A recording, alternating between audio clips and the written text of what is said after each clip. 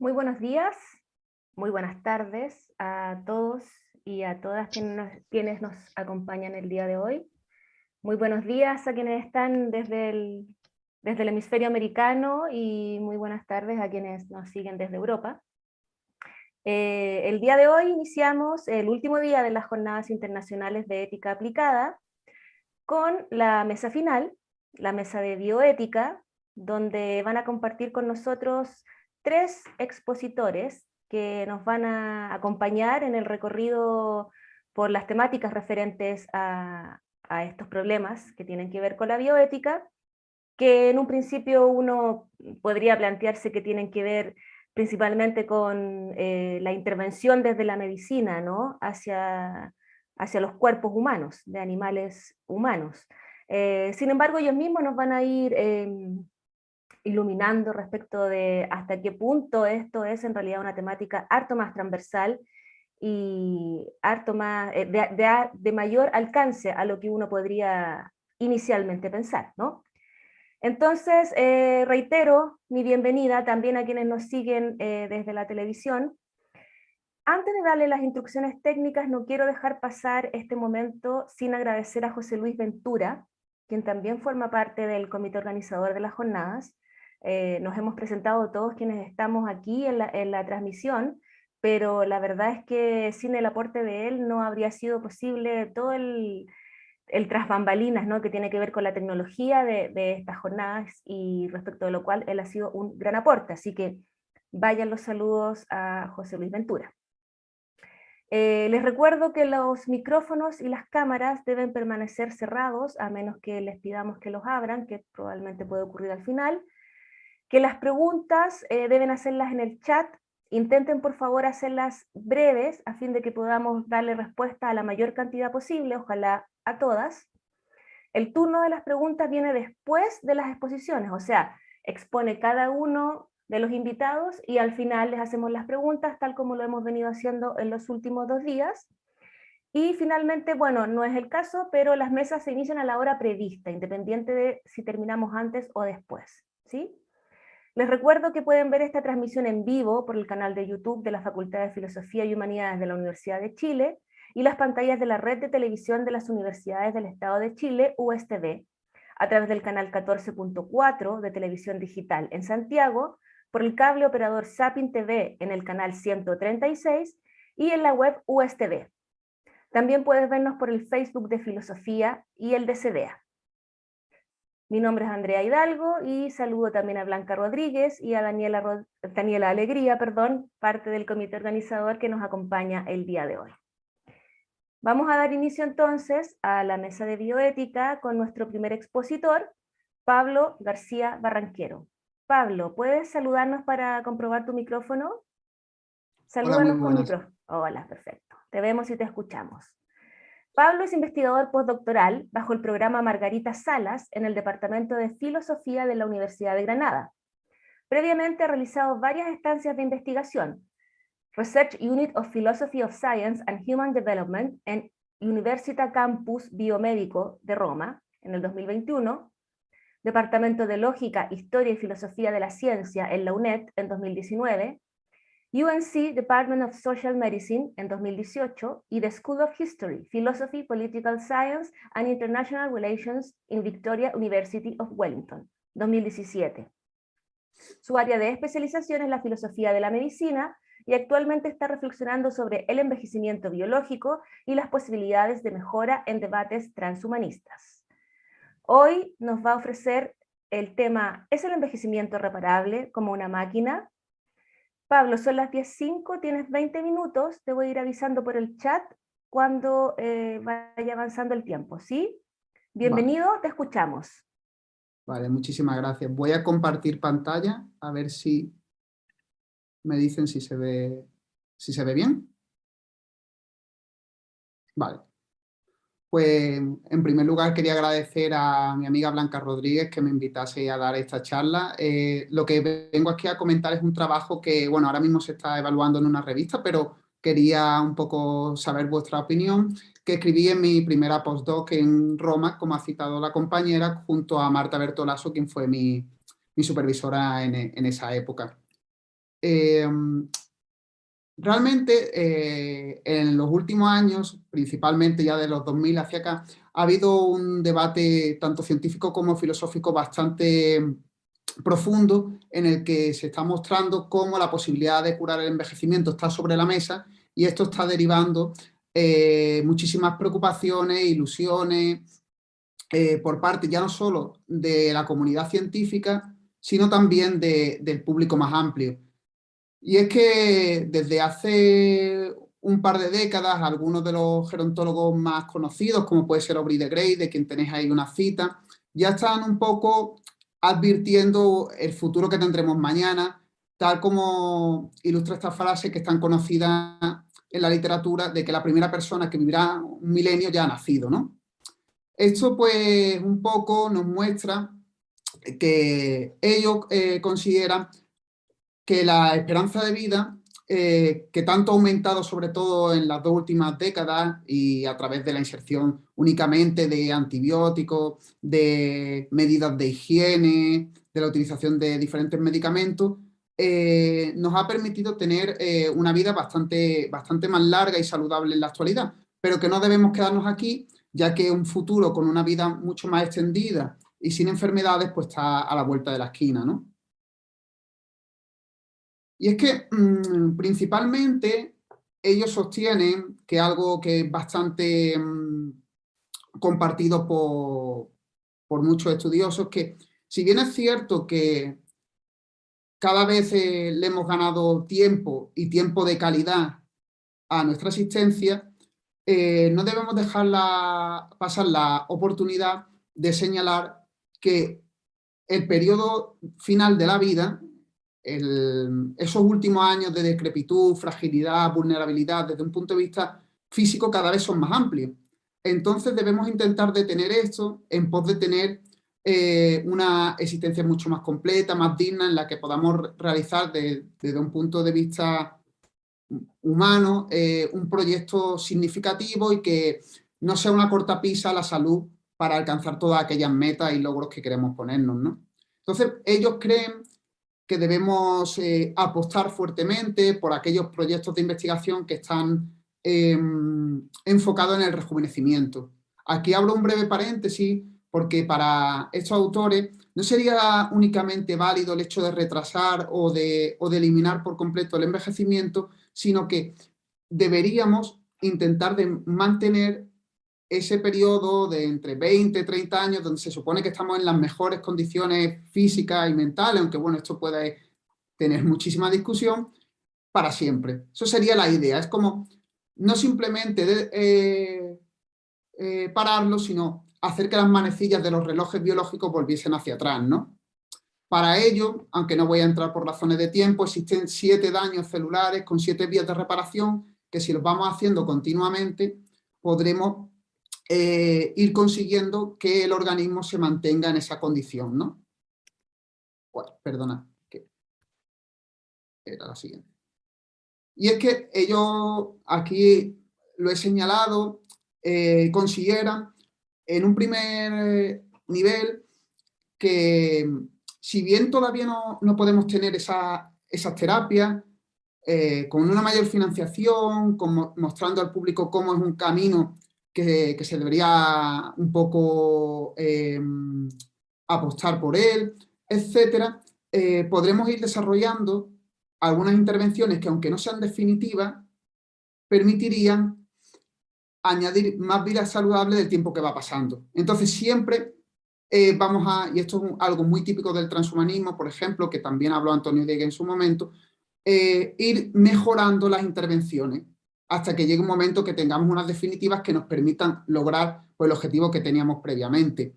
Y esto no se basa, como mucha gente pretende, en simplemente parafernalia o eslóganes que causan bastante revuelo, sino que ellos consideran que si bien en el pasado hemos tenido hitos significativos que nos han hecho, como hemos visto, tener una longevidad significativamente más alta de lo que podría tener promedio un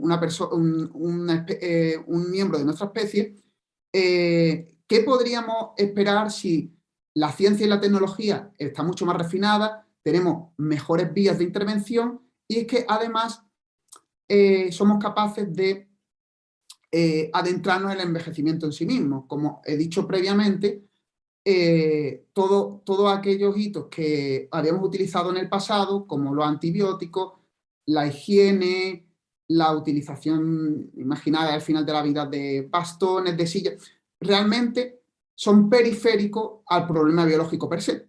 Ellos dicen que en el momento en el que cambiemos el paradigma y no vayamos únicamente a aquellos secundarios, sino al centro del reto, seremos capaces de tener resultados mucho más prometedores. ¿Y esto por qué es posible? Porque ellos, desde un punto de vista filosófico, entienden el organismo, como veremos a lo largo de la presentación, como una máquina. Ellos utilizan en más de una ocasión la analogía con el automóvil, en el que si tenemos las vías para mantener y arreglar constantemente todo aquello que va fallando y somos capaces de ir poco a poco reemplazando, sustituyendo e incorporando, nadie tendría que pensar que ese cuerpo sería desechable, ni mucho menos, siempre que se hiciese en el momento apropiado y con la tecnología adecuada, podríamos protegerlo, porque ellos sí que, a diferencia, y en esto sí que no voy a entrar, del transhumanismo, creen que la posibilidad de una vida indefinida tiene que ser en nuestro soporte biológico, algo diferente a lo que comentó Antonio en esa primera sesión en la que estamos en un soporte inadecuado, ¿no? Claro, y uno se pone a pensar un poco, haciendo una revisión de la literatura, si realmente este tipo de programas tiene un peso o no significativo dentro de la comunidad gerontológica y qué piensan los propios científicos, ¿no? Antes de yo reflexionar como filósofo sobre este tipo de cuestiones y ver si existe alguna falla conceptual o teórica, un poco me parecía, incluso integrándolo, ver qué podían pensar los colegas, porque al igual que en otros debates, cuando uno tiene unas expectativas tan altas, tiene también que tener un programa que cubra esas expectativas, ¿no? Yo no quiero entrar en la etiqueta de que esto es pseudocientífico, de que es charlatanería, de que un poco se están aprovechando de la donación de muchas personas, porque bueno, entraríamos en otro tipo de discusión diferente. Pero sí que es verdad que, como ven en la pantalla, existe una falta de evidencia empírica de que esto sea posible. Es decir, ya no solo el hecho de que este tipo de terapias todavía no se han logrado, sino que tampoco estamos en el camino para conseguirlo. Y reitero, tendrían que ser todas logradas simultáneamente, es decir, no valdría únicamente con que, por ejemplo, interviniésemos satisfactoriamente en el acortamiento de los telómeros, por señalar a lo mejor una que es de sobra conocida, sino que para que el programa de investigación tuviese éxito, tendríamos que lograr eliminar todo el daño celular que tenemos en el organismo. Entonces, bueno, hay una frase así como bastante recurrente en el debate, y es que da igual cuando leas este tipo de programas, siempre te dicen que faltan 25 años para conseguirlo. Da igual cuando se lea, siempre faltan 25 años. Lo único que necesitamos es más financiación y apostar por eso, pero que en el 2045 vendrá. Y realmente, si uno utiliza el primer artículo que se publicó serio sobre este tema en el año 2002, tampoco hemos visto un avance que un poco ilumine y guíe este camino. Además que tienen un optimismo bastante injustificado y una visión de la ciencia, pues bueno, un poco particular. Al fin y al cabo, ellos sostienen casi siempre que esa idea de solucionismo en la que si hoy todavía no tenemos la respuesta es simplemente porque no tenemos la ciencia y la técnica madura para resolverlo, que es simplemente una cuestión de esperar un poco más, ¿no? Pero claro, esta visión que tienen del organismo y el intento de resolver un problema como sería el rejuvenecimiento, me llegó a hacer pensar junto a Marta, mi colaboradora, si realmente qué tipo de problema estaban un poco poniendo sobre la mesa y si desde un punto de vista filosófico una analogía como la del automóvil, como un enfoque mecanicista, como veremos al final, podría cubrir las expectativas. Y es que en el año 1952, Sir Peter Medawar, que fue un biólogo muy conocido, dio una charla multitudinaria en la Universidad de Londres y dijo que el envejecimiento era un problema que no había sido resuelto en biología, ¿no? Y es que grandes gerontólogos actuales, como puede ser Huffley, Holiday, Rattan, entre otros, señalan un poco esa misma línea, es decir, ellos se oponen a lo que puede mostrar Sense, que es este programa un poco liderado por De Grey, aunque también recogido por otros autores cuyos libros son bestsellers en la actualidad, como puede ser David Sinclair, ¿no?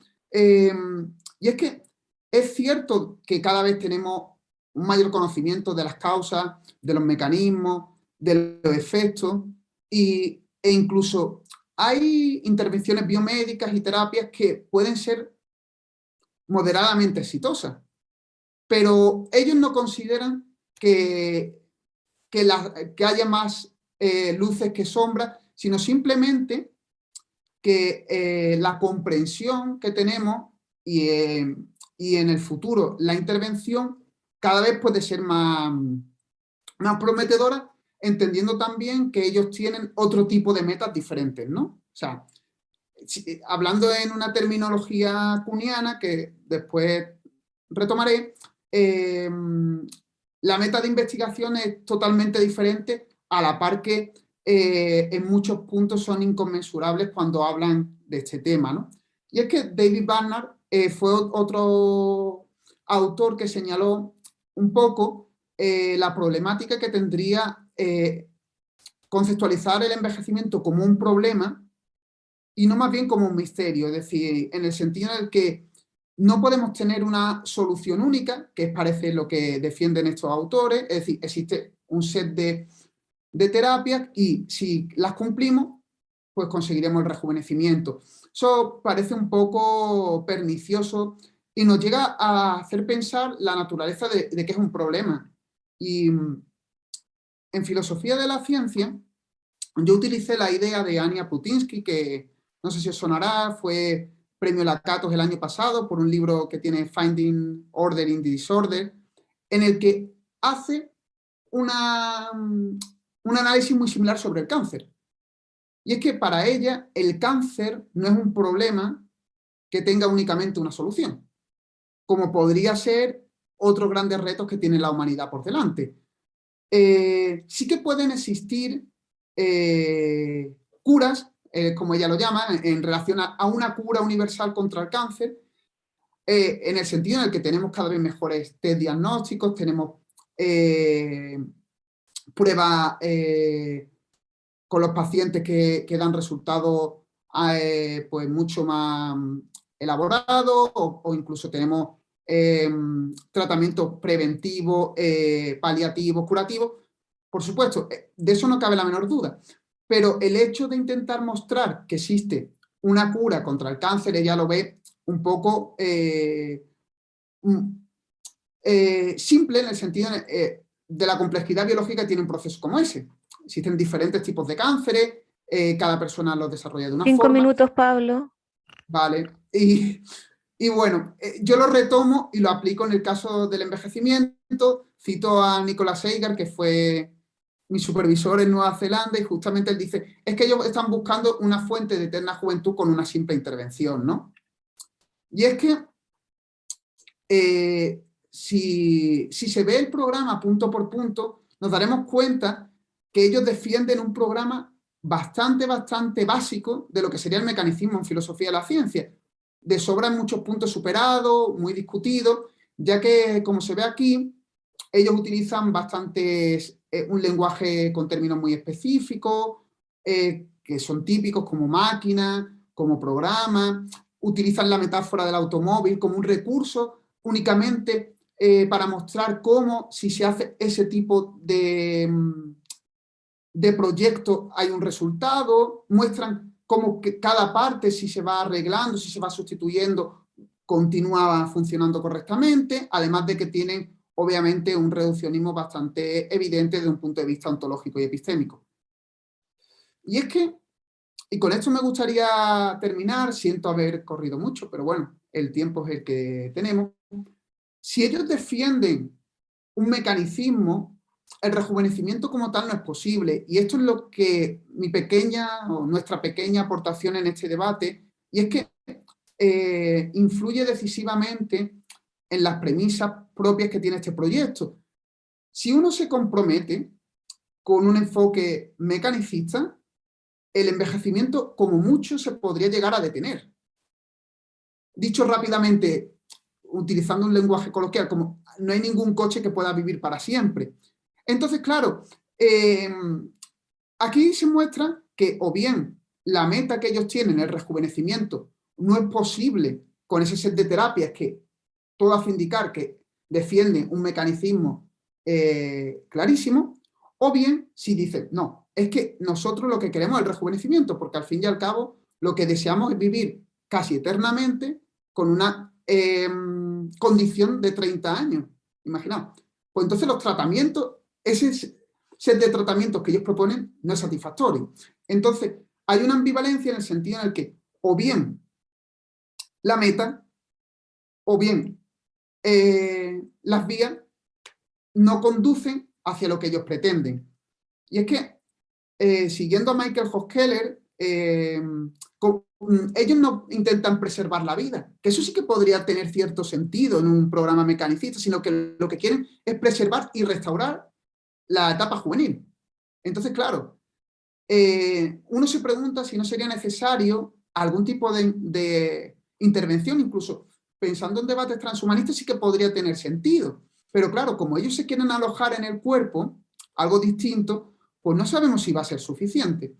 Y para ello, yo utilizo las ideas de John Dupré, un filósofo de la biología afincado en Exeter, que hizo una aportación muy significativa, y es que, claro, incluso desde un punto de vista puramente básico, uno puede ponerse en la posición de que incluso el periodo de juventud se alargue en el tiempo, incluso que vivamos más, o que el periodo final sea menor. Es decir, todo eso puede entrar dentro de nuestra lógica.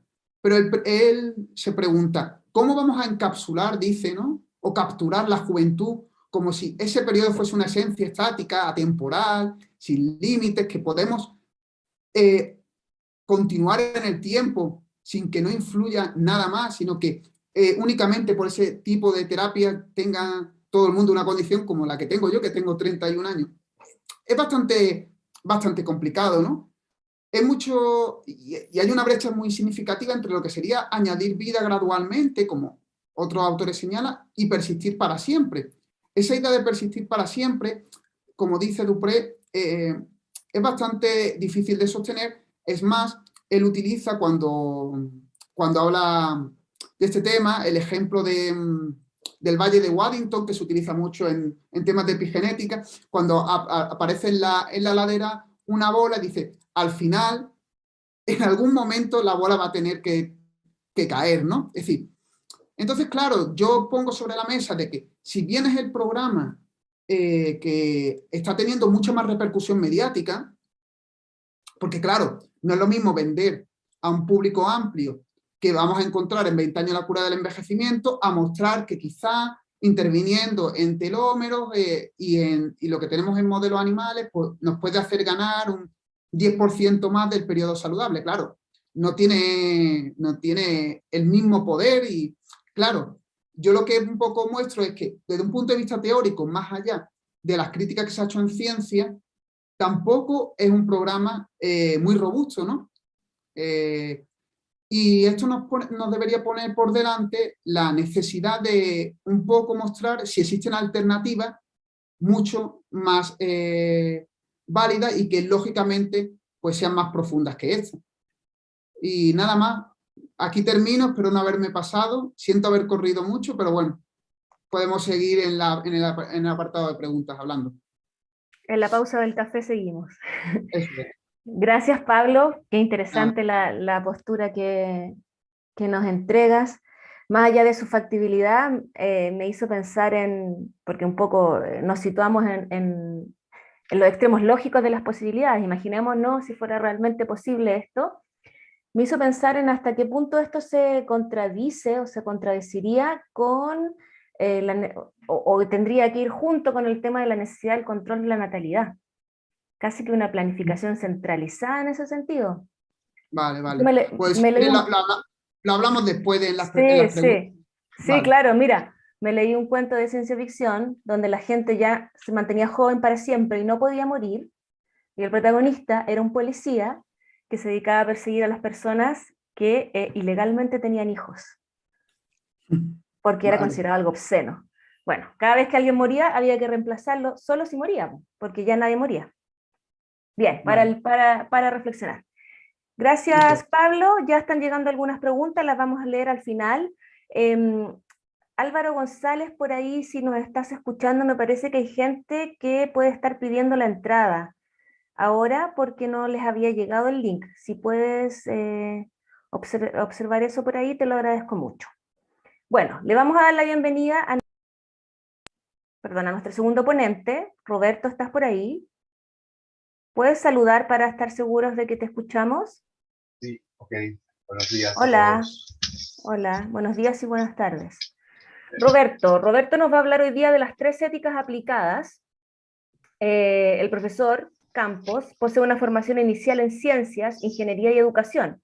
Es titulado en pedagogía de filosofía, es magíster en filosofía moderna y contemporánea y doctor en filosofía con mención en ética por la Universidad de Chile. El doctor Campos es actualmente profesor del Departamento de Filosofía en la Facultad de Filosofía y Humanidades de la Universidad de Chile, profesor en estudios transversales en Humanidades, Ingeniería y Ciencias, Ethics, de la Facultad de Ciencias Físicas y Matemáticas, también de la Universidad de Chile, director del Centro de Estudios de Ética Aplicada, CDA, de la Universidad de Chile, coordinador del programa de Magíster en Bioética dictado en conjunto con la Facultad de Medicina de la Universidad de Chile, integrante del Comité de Ética de la Investigación en Ciencias Sociales y Humanidades de la Facultad de Filosofía y Humanidades, e integrante del Comité de Ética de la Investigación de la Facultad de Ciencias Sociales, también de la Universidad de Chile. Bienvenido, Roberto, tienes también 20 minutos, son las 10:30, por lo tanto a las 10:50 deberíamos estar terminando. Te voy a mandar un mensajito por la mensajería interna y te aviso cuando te queden 5 minutos, ¿sí? Ya, ok. Te escuchamos. A ver si se ve la, la pantalla. Intenta compartir, te aviso cuando...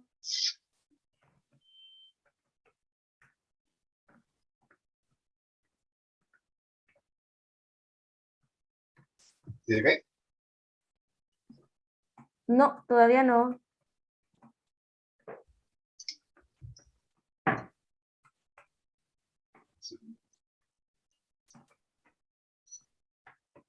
Me preguntan por el nombre del cuento, no me acuerdo, pero en Netflix hay una serie y se hizo un corto a partir de ese cuento. Robots algo, para que lo busquen. Amor, robots, no sé qué. Por ahí está el corto. Si me acuerdo del cuento, les digo el nombre. Ahí vemos, Roberto. Ya, no sé si completa o parcialmente. O parcialmente. Se ve bien. Lo que pasa no Sí, tengo. intenta maximizar la imagen, Roberto. A ver, ahí. Hacia arriba. Sí. Ahí, perfecto. Ya.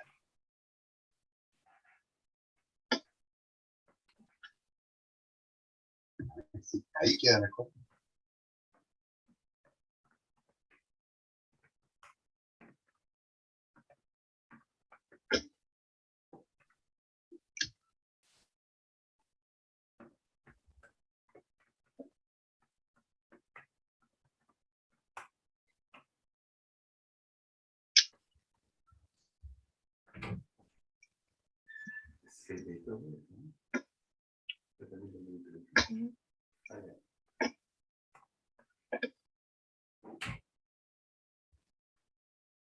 Me dice Álvaro que estás inestable,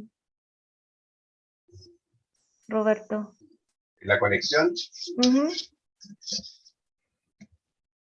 Ahí está bien, perfecto. ahí se ve.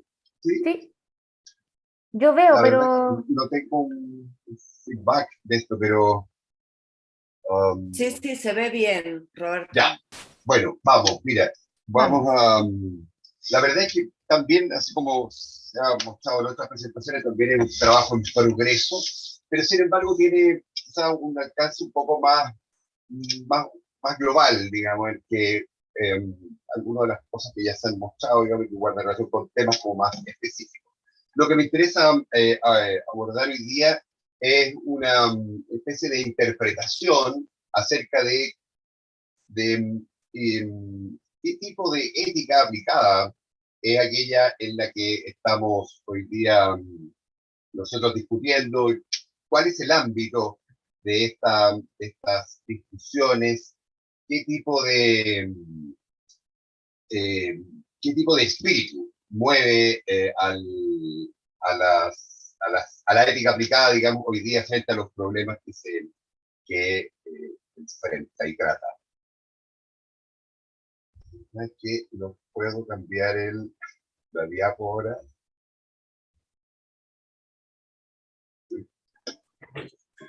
Tienes que poner, tienes que ponerte en modo presentación. Sí, No sí, estás en en, ese no estás en modo. modo presentación. Lo que pasa es gracias, que tengo Raúl. Presentación con diapositivas. Presentación con Ya, diapositivas. a ver. Ahí ábrelo. El icono de la izquierda, luego de eso. Abre eso. Presentación con Sí, diapositivas. lo hice, pero está extraño. Ahora el de la izquierda, ese. Ya. Ya.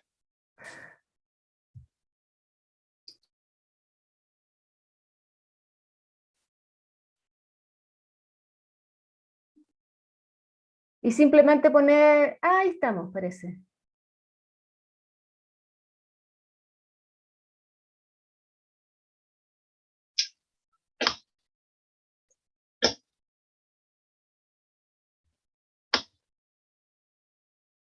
No sé si, Sí, lamentablemente no tengo yo un feedback de esto, pero el asunto avanzaste, vas avanzando. central, claro, sería intentar hacerte cargo entonces de dos preguntas. La primera tiene que ver con que si hoy día tenemos evidencia suficiente para afirmar que la ética aplicada está, al menos desde el punto de vista disciplinar, desde el punto de vista de sus procesos, de sus trabajos, de sus temas, transformándose. ¿Ya? Por supuesto, una segunda pregunta que trata de hacerse cargo justamente de esta, de esta transformación sería intentar responder entonces a la pregunta si es posible considerar que estos cambios se orientan ahora programáticamente por ese discurso que hace Nietzsche en el Zaratustra y que se llama, ¿no es cierto?, de las tres transformaciones del espíritu. Había previsto hacer una especie de lectura, digamos, breve del trozo, digamos, del primer discurso. Sin embargo, tengo, como ya se habrán visto, dificultades para poder desplegar las pantallas. Y um, bueno, y no lo voy a poder hacer. Pero, digamos, haciendo una especie de resumen y de visión sintética, lo que se propone, ¿no es cierto?, en este texto muy rico en imágenes y lleno también de preguntas, como tantos otros aforismos de Nietzsche, es que eh, habría, digamos, una especie de transición y de proceso de transformación, quiero evitar específicamente la palabra evolución, por los sentidos que tiene justamente Nietzsche esa palabra, que lo que haría sería que el espíritu humano, estaría en un proceso de transformación en relación justamente a las maneras en que entendemos nuestro comportamiento, las maneras en que entendemos la ética en general y los sistemas de valores que nos rigen. Entonces transitaríamos de una primera etapa que es la etapa del camello, y aquí la imagen es una imagen que lo que hace es justamente atender a esta condición de sumisión que tiene del camello, que de ser un medio de transporte, de ser algo que se ocupa para viajar, digamos, es siempre una metáfora del viaje, pero además en un lugar que es el desierto. Entonces, a decir de Nietzsche, esta figura, digamos, esta perspectiva de un espíritu de tipo camello sería aquella que se somete y lo que hace es justamente estar bajo este régimen de la obediencia.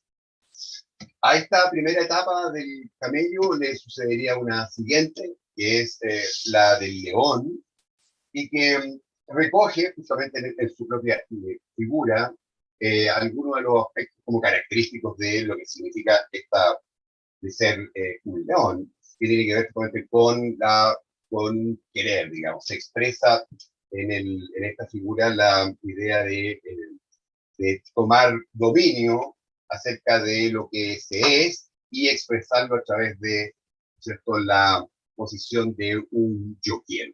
¿Ya?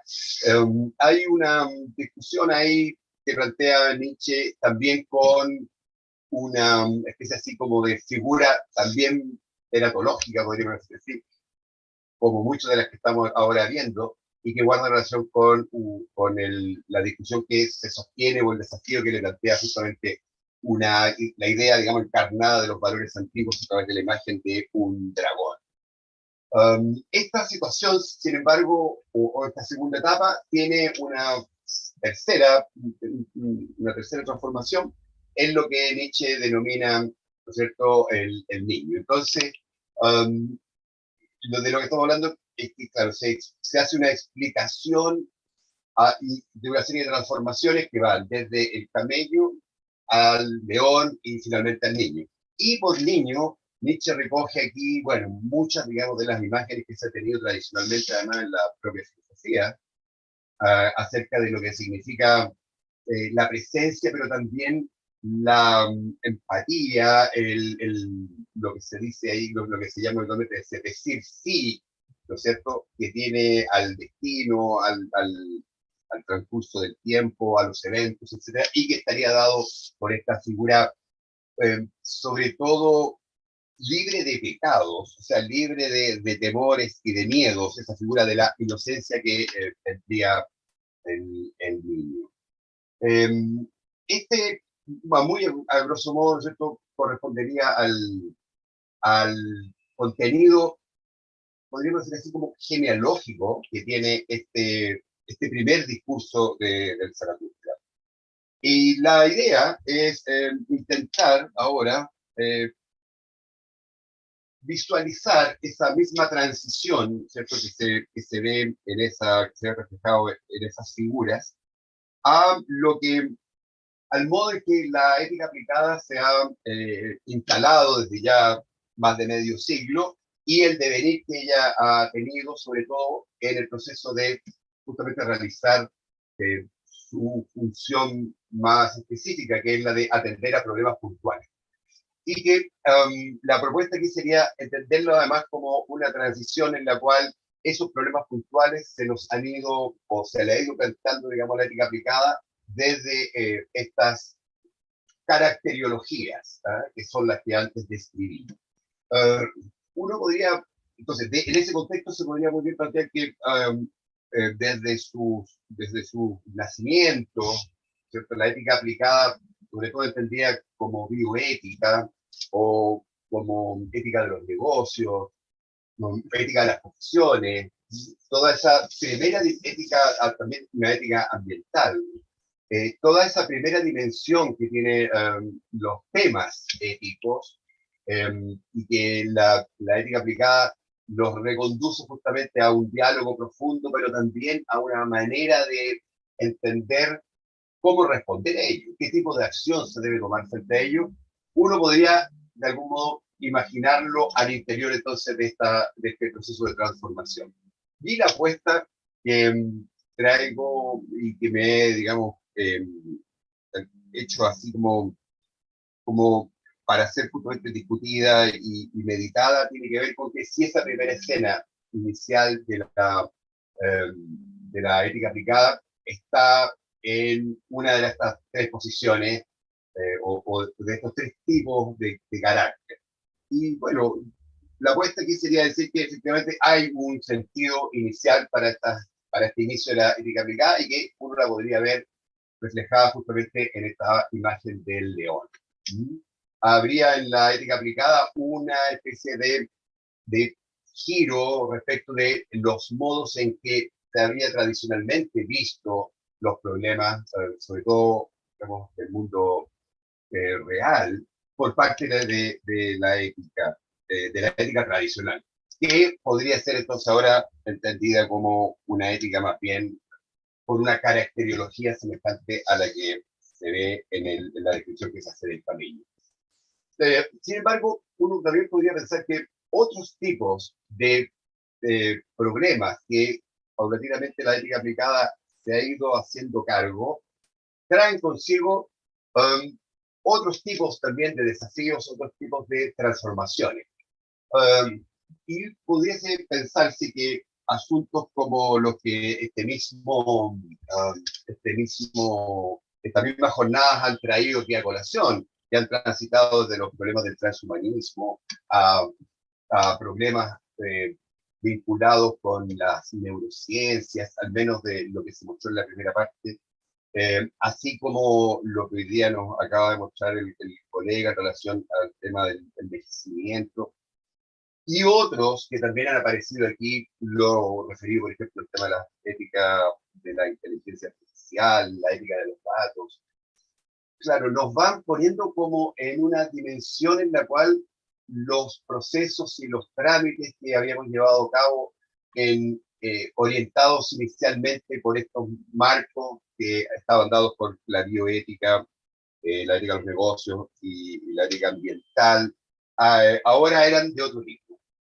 Ahora pueden ser entendidos de otro tipo, quizás con un protagonismo mayor, con un nivel de conocimiento mayor, como que ha habido como que este proceso famoso, ¿no es cierto?, de interdisciplinariedad que tiene la ética aplicada, ha tenido como una profundización en el sentido de entender los conflictos y entender las proposiciones justamente al interior de las propias disciplinas y extraerlas de ahí en vistas de ahora discutirlas dentro de un marco que también ha ido cambiando, que ha sido el marco, digamos, de deliberación, de reflexión y de participación y de acción que tiene la ética aplicada hoy día en relación a estas otras, digamos, dimensiones de los problemas.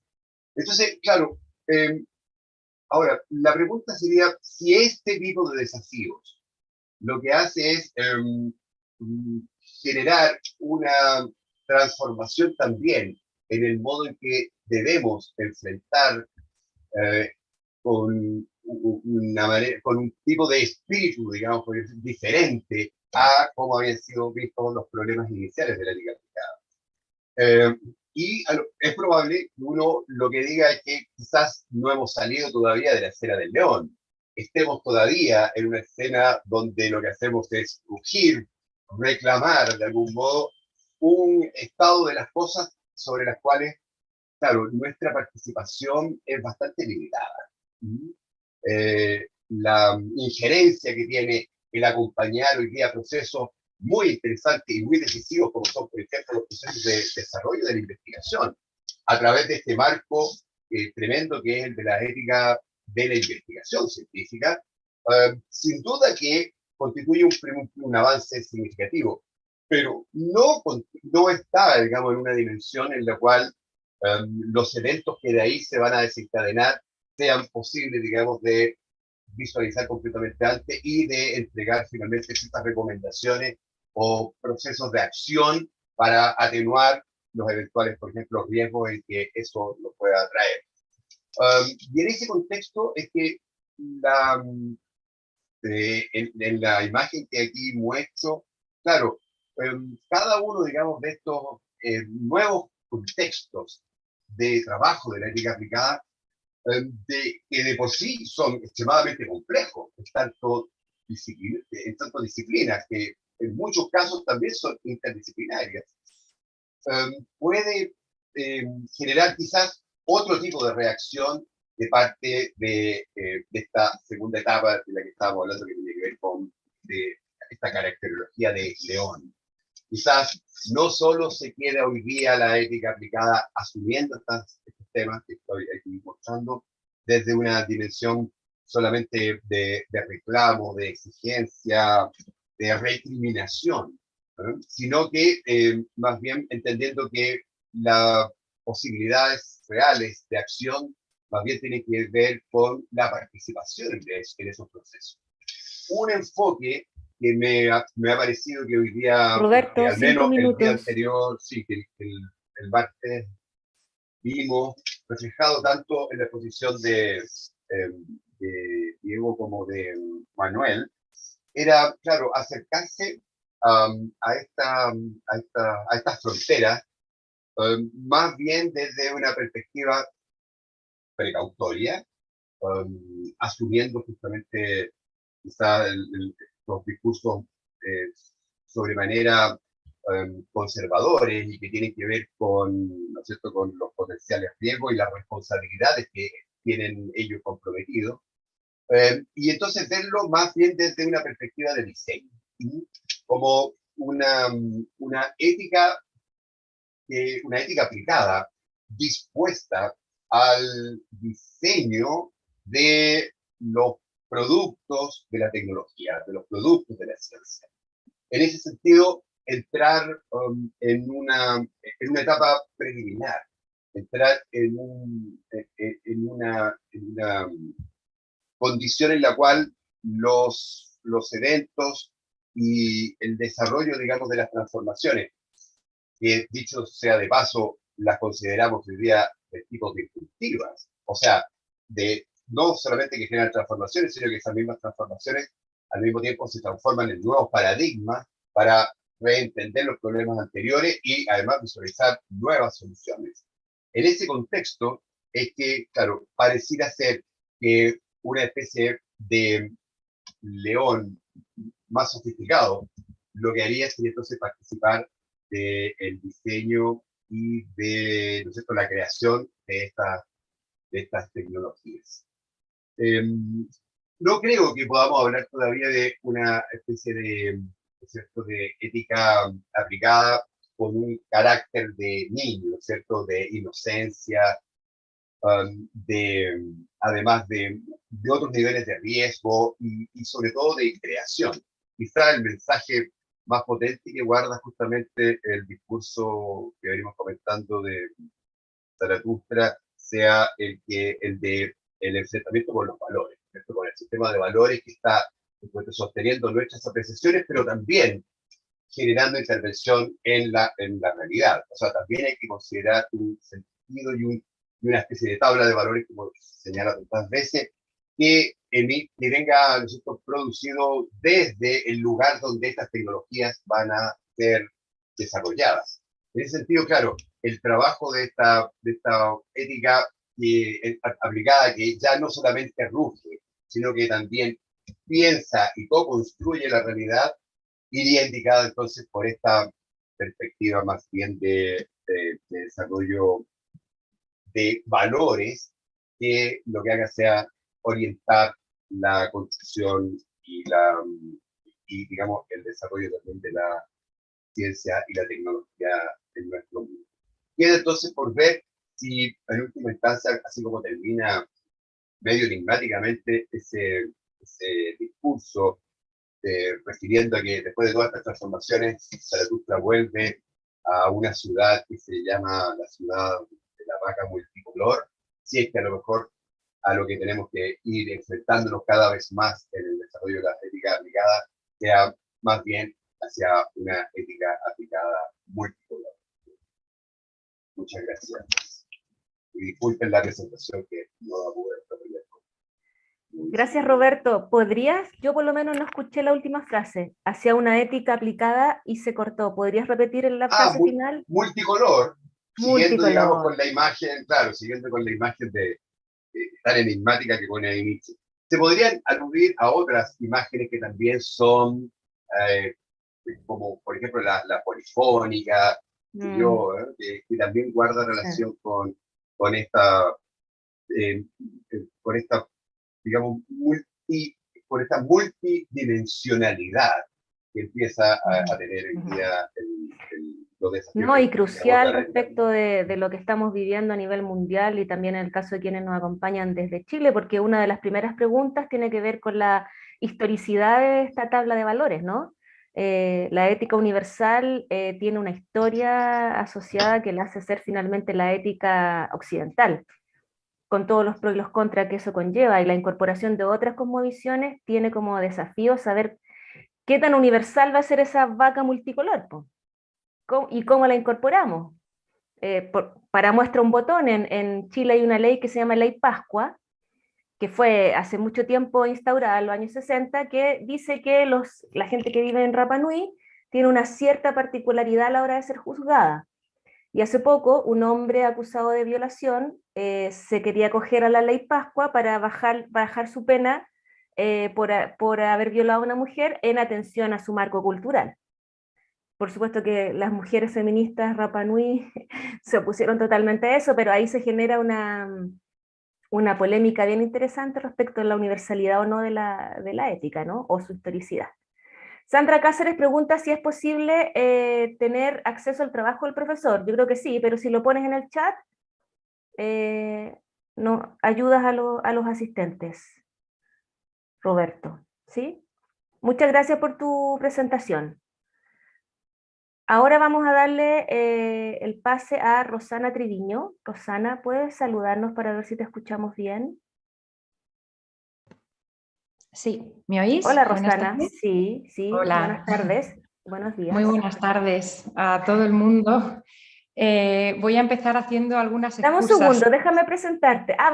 déjame presentarte. Claro, no, ¿ya? adelante, Ya, es verdad. creo Primero que yo iba a dar- preséntame y luego sí, ya. Voy yo de creo que corrido. yo iba a dar la misma excusa, así que no sé si... porque esta era una dupla, Sí. era nuestra dupla estrella, iban a hablar sobre la temática en las dos orillas, pero la componente chilena, que es Adela Montero, tuvo una situación de fuerza mayor, y no va a poder acompañarnos, entonces me da la impresión que Rosana va a ser de dupla, ¿o no? Algo va a ser. Bueno, voy a intentarlo. Ya, bien. Déjame entonces presentarte y Claro. te doy el pase de inmediato. Muy bien. Rosana Triviño Caballero es doctora en filosofía. Obtuvo el diploma en Ciencia Política y Derecho Constitucional con Premio de Investigación 2009. Ha sido investigadora JAE Predoc en el IFC, CSIC, y profesora en distintas universidades. UAH, que es Alberto Hurtado, Universidad de Concepción, ULE, IE University. No las conozco todas, mis disculpas. Ha realizado estancias de investigación en Oxford, Cleveland, Princeton y Nueva York entre 2010 y 2017. Actualmente es profesora de Bioética y Humanidades Médicas en la Facultad de Medicina de la Universidad Complutense de Madrid. Su línea de investigación está vinculada a los derechos sexuales y reproductivos, los conflictos de conciencia en el ámbito sanitario y el acceso a la asistencia sanitaria de la población migrante. Entre sus publicaciones destaca El peso de la conciencia, la objeción en el ejercicio de las profesiones sanitarias, 2014. Hoy nos va a hablar sobre la objeción de conciencia y aborto en las dos orillas, perspectiva comparada entre Chile y España. Ahora sí, Rosana, 10:55, tienes 20 minutos, te aviso igual que a los otros exponentes. Vale, pues vamos para adelante entonces. Voy a hacer mis excusas igualmente, porque venía toda apresurada por excusarme. Lo primero, por no haberme incorporado de manera puntual a la sesión de hoy, por un error mío, de una confusión que no he podido evitar. Y también por no haber estado previamente en las jornadas, que son interesantes. Ya el año pasado participé en ellas, pero diría por aquí que el fin del mundo se acaba en esta semana, porque viene la Semana Santa. Entonces todo hay que dejarlo muy bien arreglado, porque como se aviene el fin del mundo, pues hoy termina todo. todo, plazos de distinta índole, deadlines de todo tipo. Y bueno, a esto se han unido algún problema familiar que me ha terminado de complicar y de hacer que esté haciendo ciertas carámbolas. Para colmo de males, ¿no? Tenemos, a veces se alinea todo lo positivo y a veces todo lo negativo. Mi compañera Adela Montero, como bien señalabas, ha tenido un problema personal grave, familiar, y no hemos tenido tampoco mucho tiempo de poder rehacer, de manera que en mi visión de la orilla chilena va a ser como incorporada eurocéntricamente, hispánicamente a los problemas que hay en esta otra orilla. A mí me queda como la esperanza de que en las siguientes jornadas hispano-chilenas podamos completar de mejor manera una realidad que ella conoce muchísimo mejor que yo.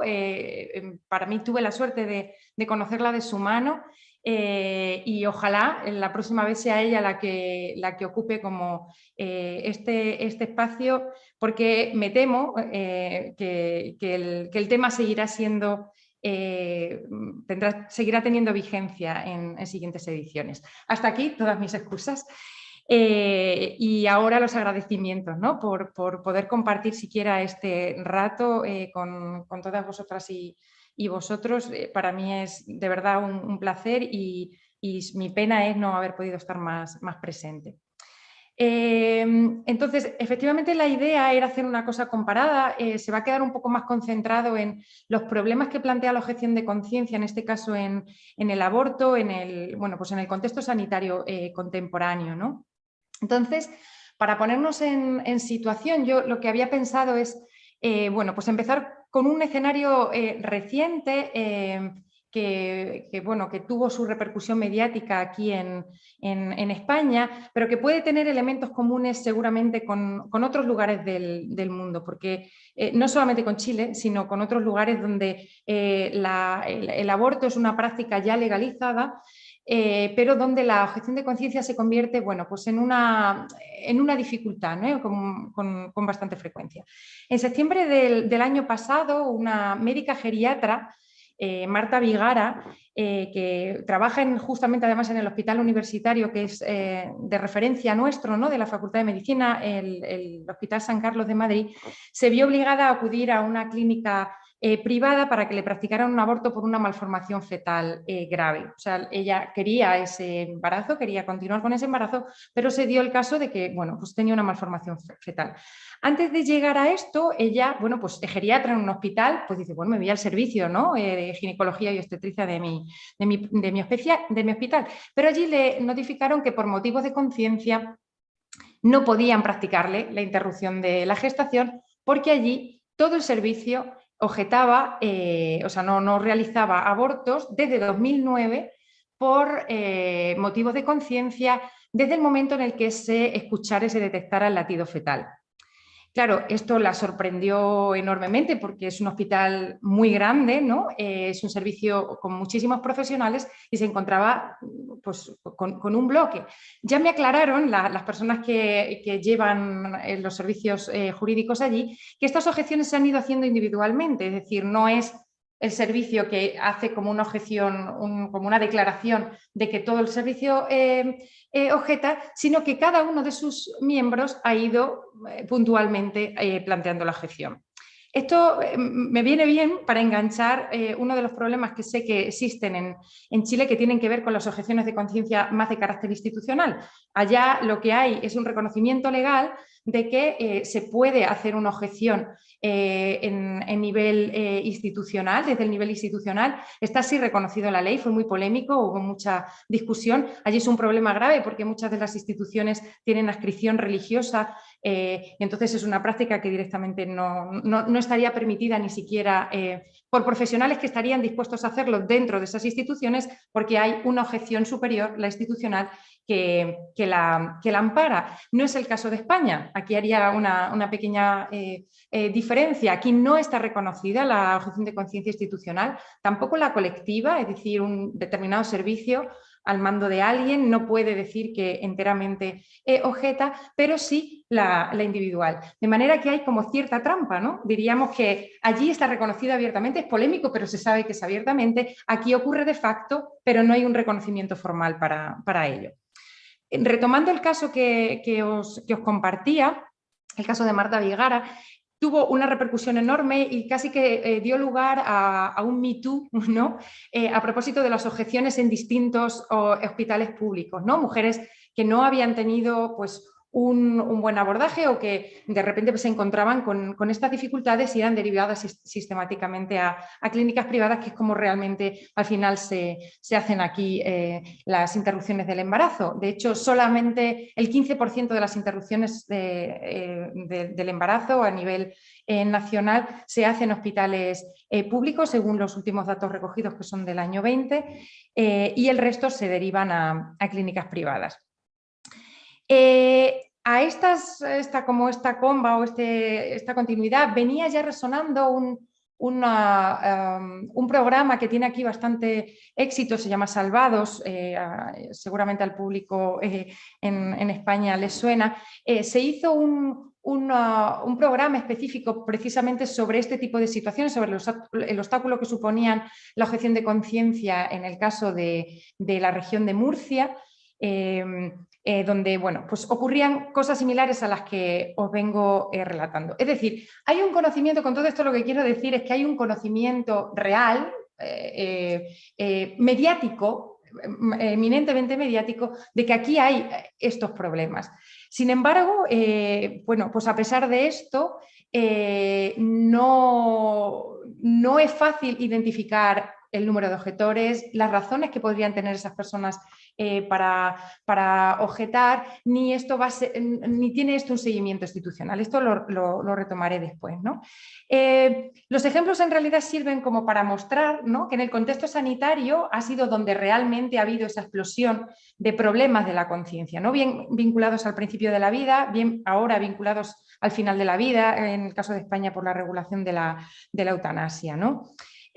Claro, todo esto es porque obviamente hay valores importantes implicados, la libertad, cómo se entiende esa libertad, el bienestar, la integridad física y moral, que no todo el mundo prioriza de la misma manera. Por eso se ofrece la objeción de conciencia, ¿no? Un mecanismo jurídico por el que, puesto que tenemos un pluralismo axiológico, pues haya cabida para las distintas sensibilidades. Pero claro, la cuestión es que lo que estamos viendo en la práctica, y es algo común en ambas orillas, es que la objeción de conciencia goza de una protección infinitamente mayor, más blindada que la garantía del acceso a la prestación a la que se objete, ¿no? ¿Cómo hacemos? ¿Cómo equilibrar este derecho de los profesionales sanitarios, por supuesto, a que esto se preserve y, por otro lado, garantizar el acceso a las mujeres, en este caso, que desean interrumpir sus embarazos, es el problema fundamental.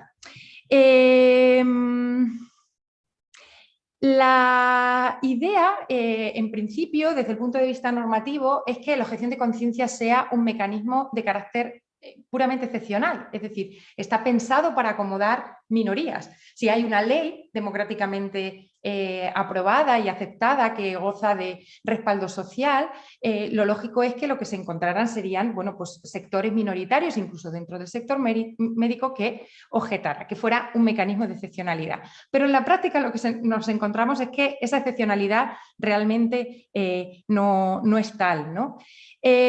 Para intentar hacer como cierto control, aquí en España lo que se pide es que la objeción se presente de manera anticipada y por escrito, ¿no?, para poder organizar el servicio y decir, bueno, pues ya sabemos quiénes son los objetores, ahora vamos a ver quiénes no lo son, ¿no?, para que sean ellos quienes lleven a cabo la práctica. Junto con esto se está empezando a pensar, está planteando una revisión de la ley actual que integrara, ¿no?, a sabiendas de este problema, que integrara además un registro de objetores que no goza de la aceptación de muchos profesionales sanitarios, ¿no? La idea sería proteger datos, garantizar todo tipo de confidencialidad, pero intentar tener un panorama más real de lo que está ocurriendo, ¿no? Y poder garantizar así el servicio. El caso es que estos mecanismos que se están pensando, se plantean como una posibilidad de tener cierto control para la planificación, en la práctica no funcionan. Entre otras cosas, porque ni la inscripción ni la declaración anticipada forman parte de una obligación que vaya acompañada de una sanción, o que si no te inscribes, pues te pueden abrir un expediente, por ejemplo, sino que es algo recomendable para la planificación, pero que en ningún caso supone que no se pueda objetar. Es decir, estés o no inscrito, lo declares o no anticipadamente, tu derecho a objetar, tu libertad de conciencia estaría por encima. Con lo cual, bueno, pues como mecanismo de control se nos queda quizás un poco cojo. En ese sentido, suplantando a Adela, ella sí que ha pensado en algún momento y en sus trabajos lo que ofrece es la necesidad de una mayor fiscalización, ¿no? De un mayor control de los motivos y la exigencia de cierta justificación del porqué de la objeción. Al final, lo que nos encontramos es que la objeción de conciencia, que es algo que en su momento surge precisamente para garantizar el pluralismo, que además se comentaba, ¿no? Esa vaca colorida que nos comentaba el ponente anterior, al final se ha convertido en algo muchísimo más monocolor, que tiende a ser más un mecanismo de abuso que de uso, y que supone y que ampara un ejercicio de poder masivo, quizás indiscriminado, por parte de quienes ostentan el monopolio de la provisión de una prestación. Claro, este tipo de problemas nos hemos ocupado mucho desde el punto de vista de la reflexión académica, incluso desde movimientos feministas, pero lo que resulta más llamativo es que no ha despertado el mismo interés por parte de la administración pública, ¿no? Por parte de quienes también, junto con los profesionales sanitarios, deberían estar encargados de garantizar que esta prestación se lleve a cabo, ¿no? Tenemos esta constancia mediática que decimos, tenemos también la constancia social de que se sabe que todo el mundo sabe que en el clínico no se hacen abortos. Todo el mundo sabe que en este hospital mejor ni vayas porque no te van a atender, ¿no? Pero eso no ha suscitado una atención por parte de los poderes públicos. De manera que da que pensar, y por ahí ha habido alguna línea de pensamiento, ¿no? Que se podría hablar de una suerte de ignorancia epistémica institucional si seguimos un poco los trabajos de José Medina. Es decir, es una ignorancia que se mantiene en el tiempo, que se vive de espaldas a ello, hay una voluntad de no saber lo que está ocurriendo.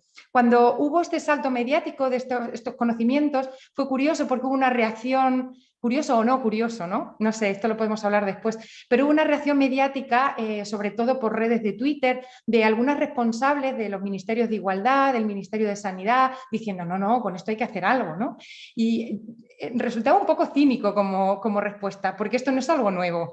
La ley que tenemos en España, allí la tenéis más reciente, es del 17, la ley que tenemos aquí es del año 2010, y es un problema que viene ocurriendo desde entonces, incluso desde antes. Porque bueno, antes teníamos otra regulación diferente. Quiero decir, hacerse de nuevas porque ha salido en un programa con una audiencia altísima denunciando un panorama tan desolador como el que estamos presentando, pareciera que si no hay algo de impacto mediático, si no aparece alguien que ponga un micro o una cámara, no hay una reacción institucional, que por cierto todavía estamos esperando. No sé cómo voy de tiempo. Me vas diciendo. Mira, ¿Son ya llevas 15 minutos, pero como estás reemplazando también a Adela, Adela, No bueno, te- no voy a no te abusar, iba- que Ya. yo creo que lo bueno de esto es que haya debate, pero sí No, que me es gustaría que eres la decir, última ponente de las jornadas, así que claro, sí, eso sí lo sabía. En mi gran despiste, puedes esto es de tomarte, las cosas que tenía muy ubicada, gracias, está bien. pero no quería Así que tampoco puedes acaparar. tomarte 5 minutitos más, no hay problema. Vale, bien, vale, un poco por redondear un poco algunas cuestiones. A ver, en la medida en la que supera esa dimensión, la conciencia individual para que acabe afectando a otras personas, al final lo que pareciera más es que en la práctica lo que ocurre es como una suerte de desobediencia civil encubierta, ¿no? Pero es una desobediencia civil un poquito sui generis si nos fijamos, ¿no? Porque podemos pensar que esto de la desobediencia civil tenemos grandes referentes en nuestros imaginarios. Podemos pensar, por ejemplo, que Mahatma Gandhi, tengo aquí una notita para citarlo de manera adecuada, decía que los actos de la conciencia, la ley de la mayoría no tiene lugar, que los actos de conciencia suelen acompañarse de una disposición a pagar un precio, ¿no? Martin Luther King defendía que un individuo que rompe una ley que la conciencia le dicta que es injusta y que está dispuesta a aceptar la pena de prisión para alzar la conciencia de una comunidad sobre su injusticia, en realidad está expresando el más alto respeto a la ley. Junto con estos nombres, bueno, tenemos otros, ¿no? Pero junto con estos nombres conocidos hay también personas más o menos anónimas, ¿no? Que se negaron a realizar el servicio militar obligatorio, a participar en guerras o en el propio ámbito sanitario, en el caso de España, a seguir atendiendo a personas migrantes que no tenían acceso a la salud, precisamente por una manifestación de que en conciencia ellas deberían seguir tratando a quienes eran su paciente y que la condición administrativa no debería romper ese vínculo asistencial. Pero claro, lo que diferencia estos escenarios, ¿no? De Gandhi, de King, de otras personas que en conciencia pues se negaron a acatar la ley, Antígona, Rosa Parks, es lo que Ellen Goodman ha denominado como la conciencia sin consecuencia, ¿no? Esos profesionales objetan con todo el derecho legalmente reconocido, pero no hay ningún tipo de mecanismo de control, de manera que no hay ninguna consecuencia de ello. Se hace un abuso de un derecho legítimo, pero que en realidad en el fondo es un abuso y a cambio no ocurre nada, ¿no? Realmente la respuesta ha sido derivar, como os decía, a las clínicas privadas, pero esto da lugar a una serie de problemas que paso a comentaros y con esto probablemente iría terminando, ¿no? Por un lado, no resuelve la desigualdad territorial en el acceso, ¿no? Hay grandes zonas, y esto es un problema que también ocurre en Chile, hay grandes zonas donde las mujeres no tienen acceso a ningún lugar donde se les haga la prestación, de manera que implica desplazamientos forzosos con todo lo que esto supone, ¿no? De costes económicos, familiares, laborales, etcétera. Por otra parte, el hecho de que sea una prestación que está legalmente establecida, pero que no se dispensa en el ámbito público, supone al final una estigmatización de la práctica. O sea, se puede hacer cualquier cosa, pero no, un aborto no, porque aquí esto igual es algo que moralmente es incorrecto. O sea, es un derecho reconocido, pero que en el fondo hay como que esconderlo, ¿no? O que no está asumido de una manera mayoritaria. Por otra parte, hay un problema en cuanto a la formación de profesionales. Si son intervenciones que no se realizan en los servicios de atención donde se forman a futuros profesionales, esos estudiantes o esos residentes no van a tener la posibilidad de aprender la práctica y es un problema real, por lo menos en este momento en España, ¿no? Luego hay otra cuestión que tiene que ver con esas diferencias entre los poderes expertos y las personas que no tienen ese acceso. Al final son prestaciones a las que da acceso que solamente se pueden desarrollar en un determinado contexto, que es el contexto hospitalario, bajo una prescripción y administración médica experta. Si esos gatekeepers no ejercen de garantes, ¿dónde van estas mujeres? ¿No? Se genera ahí una inseguridad que ha sido en realidad casi como el leitmotiv de la legalización de la práctica del aborto. Voy a terminar ya con una cosa así que quede como bonito para pasar si queréis, al debate, ¿no? La idea al final es que la preservación o la concepción habitual de la conciencia como algo que tiene una dimensión meramente individual, frente a esa idea hay otros planteamientos que hablan más de la construcción de la conciencia desde un punto de vista más relacional, es decir, pensar que al otro lado de la bata blanca, al otro lado de tu pijama blanco, hay personas que también tienen su conciencia, ¿no? De manera que, retomando la vaca colorida y añadiendo a esto que tenemos aquí a Blanca, que es una gran experta y forofa en artes escénicas, lo que se pensaría o se podría pensar más en mecanismos en los que nos colocáramos más en un escenario, en un foro teatral, ¿no? Donde hay muchas voces que intercambian sus pareceres, donde se argumenta, se escucha, se hace uno eco, ¿no?, de las historias que hay detrás. Porque en muchos casos esas objeciones, y es un problema que vamos a intentar investigar también desde un punto de vista empírico en algún proyecto que tenemos en marcha, lo que se esconde es pues el miedo a ser la abortera. Esto ocurre también en Chile, es decir, yo estaría dispuesta, pero tengo un estigma por mis colegas si yo me dedico a esto. O esto es un exceso de carga burocrática a servicios que ya están sobrecargados, o es una práctica que socialmente pues, no es lo más bonito que puedes hacer en tu profesión, no tiene un reconocimiento social, no tiene ningún tipo de incentivo, ¿no? Entonces, intentemos hacer realmente de la conciencia lo que la conciencia es y no carguemos sobre ella otras cosas que igual no tienen que ver tanto con la conciencia, sino con cuestiones de conveniencia o otro tipo de problemas en los que es necesario, desde luego, un respaldo institucional que hoy por hoy, ni en aquella orilla ni en la nuestra, tenemos. Y yo creo que lo dejo aquí por no abusar de mi condición de falsa dupla, como bien habéis podido comprobar.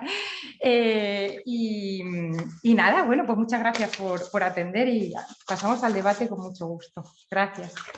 Muchas gracias, Rosana. No solo muy interesante lo que nos compartes, sino que me parece que la perspectiva más bien general que entregas se adapta bastante bien a lo que pasa en el caso chileno.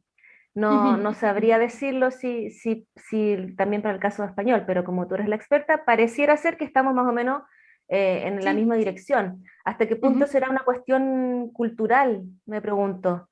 Nunca deja de sorprenderme los similares que somos en ambas orillas. Así que una cuestión más. Lo que aquí se ha discutido bastante es el tema de que quienes pueden tener objeción de conciencia son los individuos y no las instituciones. Porque son las instituciones enteras las que objetan en los hospitales católicos, por decirlo. Y ahí también está el tema de qué pasa si una institución se declara objetora de conciencia, en la práctica también, tal como tú decías, pero los individuos que están dentro no son objetores de conciencia. Y la presión que hay ahí en el fondo para mantener el puesto de trabajo también. Así que claro, me hace mucho sentido todo lo que nos has compartido. Entonces, bueno, muchas gracias de nuevo, Rosana, muchas gracias, Roberto, muchas gracias, Pablo.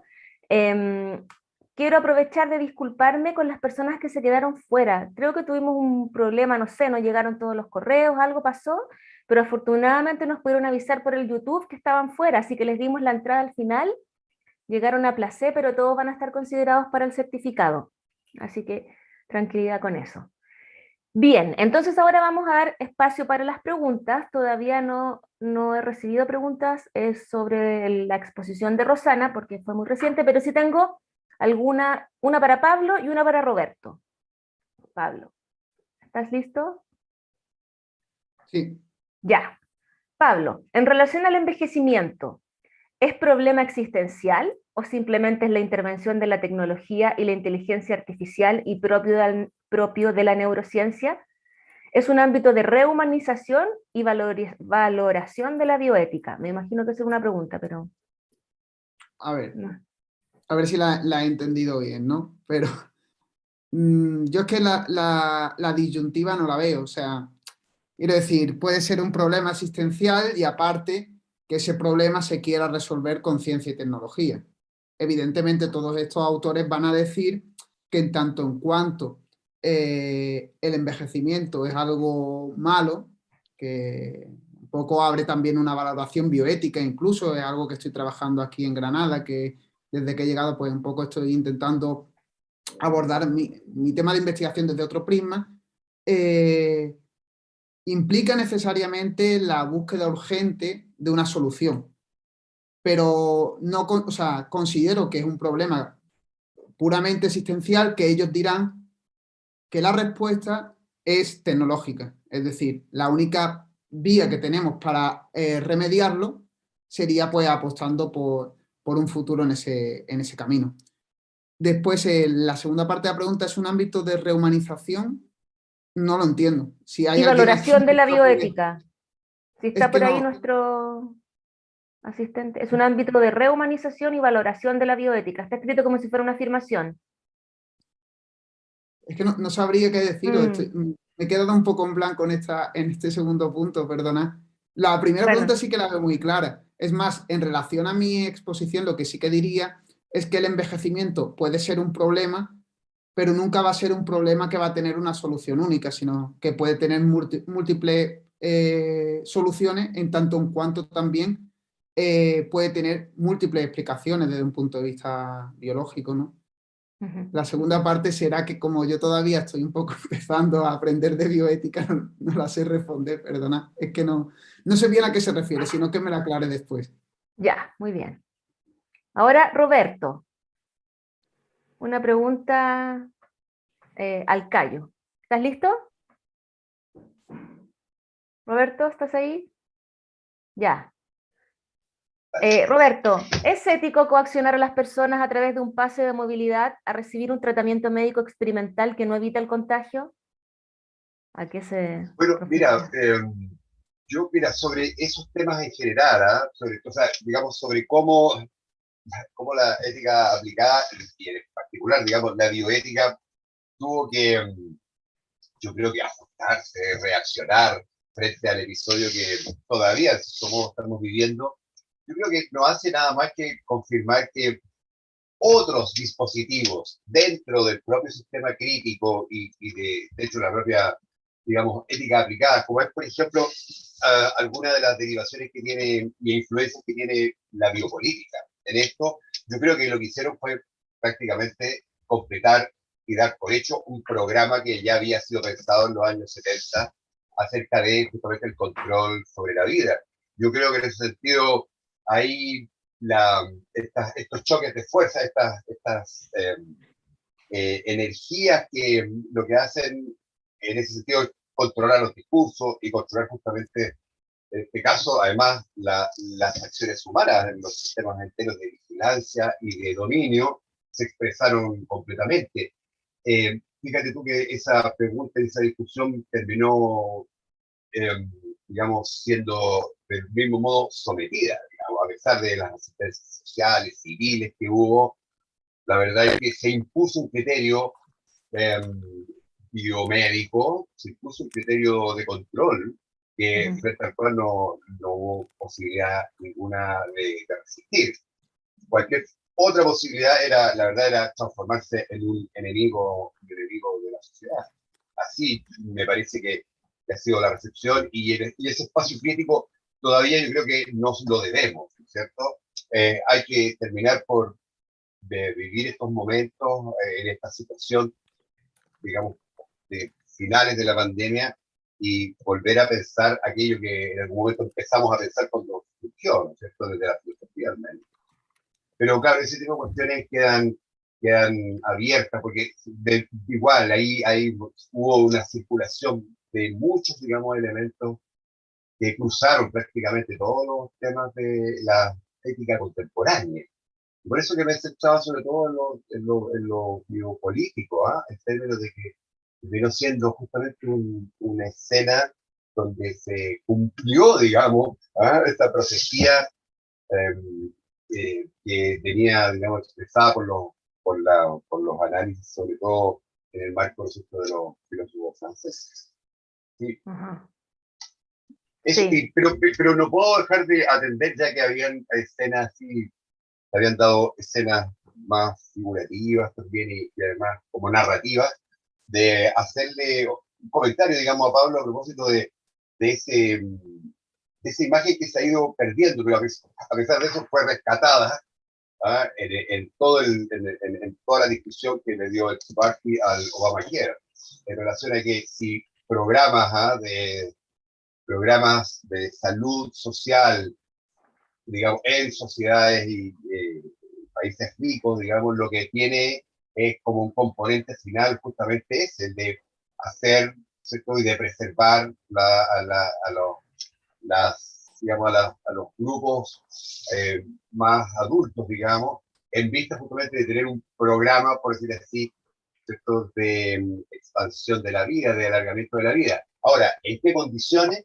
Y esta era la cita que quería, digamos, ocupar, y que, como te decía, fue ocupada contra el Obamacare, que fue levantar desde la literatura inglesa el concepto de struggle, ¿no es cierto?, que es el concepto que usa Swift en ese texto que se llama los Gulliver Travels, los viajes de Gulliver o los viajes de Gulliver, contienen en su tercer viaje una escena que es realmente bien oportuna, digamos, para esta discusión, porque él cuenta, digamos, que en esta fantasía, digamos, que está viviendo en este viaje a Laputa, se llama, el tercer viaje a Laputa. Y en ese lugar, claro, cada cierto tiempo nace personas que no mueren. Sin embargo, no viven en las mejores condiciones porque todo el proceso de envejecimiento en realidad se lleva a cabo de modo normal. Por lo tanto, es una larga cantidad, ¿no es cierto?, de individuos que están en condiciones absolutamente pésimas, sobreviviendo con nada en esta ciudad, digamos, donde puede albergar a estos, claro, estas personas que viven, podríamos decir así, al menos en este relato literario, algo que desde las ciencias buscamos hace tiempo, ¿no es cierto?, que es el tema de la longevidad. Entonces, estos struggles son justamente aquellos que constituyen, en cierto modo, ¿cierto?, lo que en su momento se le planteó al programa de salud social ampliada con el que, digamos, se abanderó el régimen de Obama. Fue su gran política social, pero tan discutida y tan torpedeada finalmente, claro, traía este componente, digamos, como una especie de aviso, que puede gastar alta plata, puede generar muchos elementos que te ayuden a sostener la vida, pero ese tipo de vida, no sé si valga la pena ser vivida, ¿no? Ese es el mensaje, digamos, que tiene la crítica, digamos, a este tipo de políticas. Qué bien. Y siguiendo con las referencias narrativas, la serie de Netflix se llama Amor, Muerte y Robots. Me lo soplaron, lo puse en el chat para que ahí lo vean. Bien, bueno, Rosana. Rosana, tengo un comentario y una pregunta. ¿Quieres que te los diga al mismo tiempo o quieres que... Sí, al mismo tiempo, ya. Como tú prefieras, sí. Quizás al mismo tiempo, porque a lo mejor puedes juntar... Sí, así igual una cosa puede llevar a otra, sí. Sí. Mira, Marta Romero en YouTube nos dice, en CR, que asumo en Costa Rica, la objeción de conciencia existe, pero la normativa refiere a que se debe de garantizar en el centro de salud el acceso al aborto terapéutico. La institución debe garantizar el servicio. El problema de los países es que lo dejan planteado en la normativa. Esa es la primera, un comentario. Sí, y luego es una petición de dos asistentes. Hola, para Rosana, si pudiera profundizar en la historia de la objeción de conciencia. Gracias. Vale, pues muchas gracias por el comentario y la pregunta.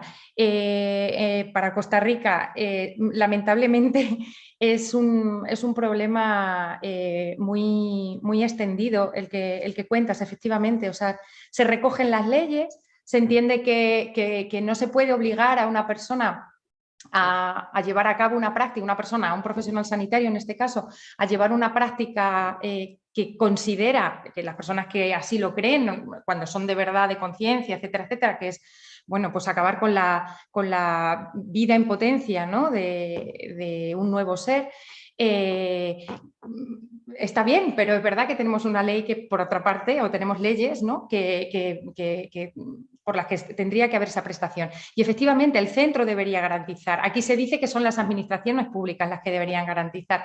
En Chile hay 3 causales por las que las mujeres podrían optar al embarazo, y sin embargo, bueno, pues la realidad es que esto se convierte en un obstáculo, y en un obstáculo serio, que solamente garantiza los derechos de una parte que, y esto conviene tenerlo en cuenta, porque hay veces que se pone como equiparado, ¿no?, el derecho a la objeción vacunación, bueno, los médicos y las enfermeras, ¿no? El personal sanitario tiene derecho a esa objeción, mientras que las mujeres pues tienen derecho a su interrupción del embarazo. Bueno, no. O sea, las leyes normalmente lo que contemplan es la garantía de un derecho, de una prestación. Y dentro de esa ley se genera una cláusula que es excepcional para ejercer el derecho. No son derechos equiparables, no es centro, son derechos igualmente, pero la ley lo que está cubriendo, lo que está intentando garantizar es el acceso a una prestación, no la objeción de conciencia por encima de ella. Así que, efectivamente, o sea, nos falta ese siguiente paso, que no es fácil de resolver, ¿eh? Esto daría para mucho, ¿no? ¿Cómo se resuelve verdaderamente, ¿no? Cuando existe este bloqueo desde las instancias públicas, en los centros, si es el caso de Costa Rica, por ejemplo, ¿no? del propio centro de salud, cómo se hacen contrataciones de personas, asegurarnos de que las personas que se contratan o parte del personal no vaya a tener problemas de conciencia. Esto generaría cierta discriminación por razones de creencias, sobre todo en los sistemas públicos. Es decir, la respuesta desde luego no es sencilla y me imagino que por eso nos vemos como nos vemos. Y luego, en cuanto a las preguntas o la cuestión de la profundización de dónde viene todo esto, tengo alguna curiosidad que igual resulta de interés. En principio, lo que más se ha conocido a lo largo del tiempo, vinculado a las cuestiones de conciencia, ¿no? De la tensión, de cómo se resolvía la tensión entre lo que una ley o un mandato heterónomo, ¿no? te obliga a hacer o deberías cumplir, frente a lo que tú en conciencia autónomamente querrías hacer, se ha formulado a lo largo del tiempo no en un formato como un mecanismo jurídico establecido, incluido una ley, etcétera, ¿no? Eran más en términos de desobediencia civil, que hay veces que hay quien dice, hay algunas autoras, Kimberly Lee, por ejemplo, que dicen que verdaderamente eso es lo que, cuando se pone la carne en el asador, cuando realmente estás pensando que tu conciencia vale tanto como para asumir el castigo. En el caso de la objeción de conciencia se ha vinculado habitualmente al ámbito militar o bélico. Se pensaba en excepciones, sobre todo en las guerras, por ejemplo en la Primera Guerra Mundial, con grupos, determinados grupos del ámbito protestante, algunos colectivos específicos, ¿no? Grupos religiosos que se negaban a ir al frente a matar a otras personas, ¿no? Entonces, bueno, pues se intentaba como acomodar esa sensibilidad, sobre todo de carácter religioso, no por otro tipo de convicciones. La religión en la objeción de conciencia pareciera tener un plus de protección frente a otro tipo de creencias no metafísicas, no religiosas. Y bueno, con el servicio militar ha ocurrido en muchísimos países, ¿no? Que hubiera un reconocimiento frente al servicio militar obligatorio de la objeción de conciencia. Incluso en estos casos, de todas formas, lo que se buscaban eran como alternativas, ¿no? En el caso de España era pues un servicio social sustitutorio, que era obligatorio, que tenía además un extra de penalización, es decir, si la mili duraba, no me acuerdo cuánto era, Blanca, pero si eran 9 meses, o sea, 6 meses, pues el servicio militar sustitutorio eran 9 o eran 12 o eran, ¿no? Para que fuera como más tiempo y se podían hacer labores de carácter social. En el caso de la guerra, pues era estar en la retaguardia, en otro tipo de acciones, como en el frente de batalla. Pero una cosa que sabe poca gente y que voy a compartir con vosotras y vosotros es que la primera vez que se recoge la palabra de objetor, o la idea de objetor en un documento, en un texto jurídico, es a propósito, y esto va a sonar porque además estamos justo en este gran momento de pandemia, fue en Inglaterra a finales del siglo XIX, a propósito de un mandato que hubo obligatorio para que la población se vacunara de viruela. Estaba habiendo brotes de viruela, había una gran epidemia de viruela en la zona. Entonces, bueno, pues se decidió decir, aquí hay que vacunar a todo el mundo porque esto no puede ser, resulta costoso, tenemos un problema de salud pública, vamos a vacunar. Esto me imagino que eso está sonando, ¿no? La idea de la vacunación obligatoria, tan de moda ahora. Las razones, además, por las que la gente empezó a revolverse en contra de este mandato por parte del Estado eran las mismas que tenemos ahora. No me fío de la vacuna, vete a saber qué me están poniendo aquí, no se sabe bien, había algunos casos en los que no había funcionado bien, había habido alguna muerte, esto se propaga. se magnifica a veces, entonces la gente tiene miedo y desconfianza de lo que implica la vacuna. Y por otro lado, a mí el Estado no viene a decirme lo que yo me tengo que poner. No, el Estado a mí no me obliga. Yo si quiero vacunarme, me vacuno, pero no porque el Estado me obligue, ¿no? Entonces se armó tal revuelo y la cantidad de gente que se oponía a la norma era tan grande que se decidió introducir una cláusula de objeción en este mandato. Entonces fue la primera vez que apareció, precisamente vinculado a esto, la idea de objetor de conciencia. Es decir, bueno, pues aquellas personas que tengan algún problema con la vacuna porque en conciencia no quieren, por creencias religiosas, por lo que sea, pues no se les pondrá esa vacuna. Y esta misma idea luego se trasladó a Estados Unidos, bueno, por la conexión entre Reino Unido y Estados Unidos. Y bueno, más o menos estos son como los puntos más relevantes. Del ámbito militar y bélico, que era donde más se había dado, saltó al sanitario, que es donde verdaderamente se están dando todo este tipo de problemas, que como podéis imaginar, tienen que ver con cuestiones relacionadas con principio final de la vida, con determinadas prácticas que hasta ahora no, o sea, hasta momentos recientes o las últimas décadas no eran posibles. Sí, esto es por lo menos como lo concebimos aquí. Muchas gracias, Rosana. Consuelo Ávilas Estrada dice, objeción de conciencia es diferente como lo plantean en México. Sería súper interesante conocerlo. Yo por lo menos le invito Consuelo, si quiere, cuando estemos cerrando, prender su cámara y contarnos. Sería muy interesante. Bueno, he hablado toda la mañana yo, ya es hora de que guarde silencio.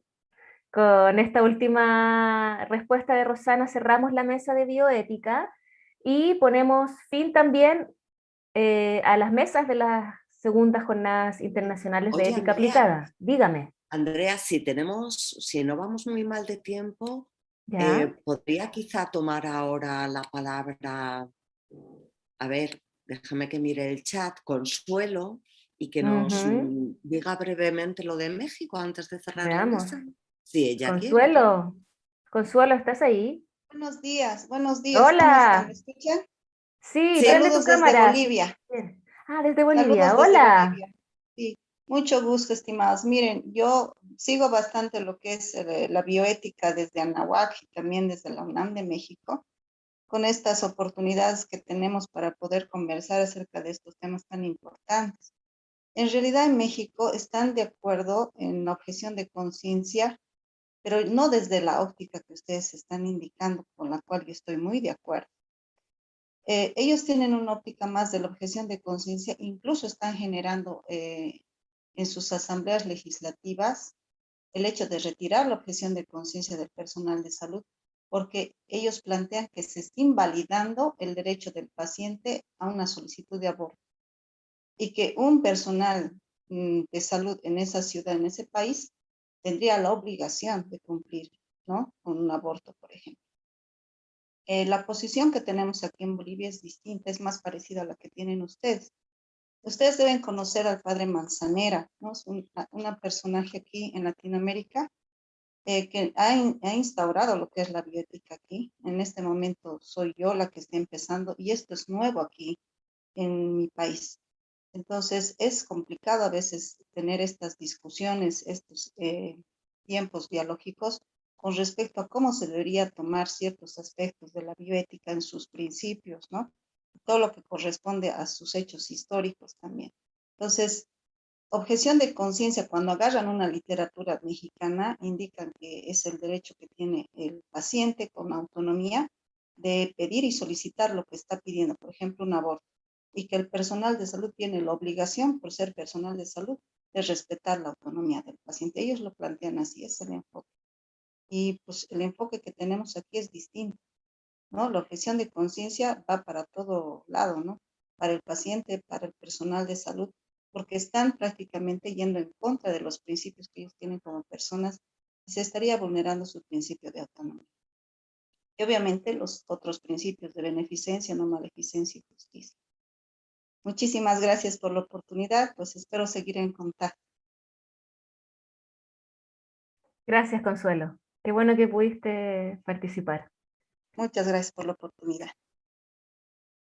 Bien, ¿Puedo ahora decir sí. una cosa pequeñita? Sí, por favor, adelante. Al final lo de la dupla me lo he tomado, ¿eh? En serio. Muchísimas gracias, Consuelo, por compartirlo, porque claro, es que son tantas cosas las que acarrea la noción, el concepto, la aplicación, el cómo poder enfocar incluso la propia presentación que teníamos entre manos hoy.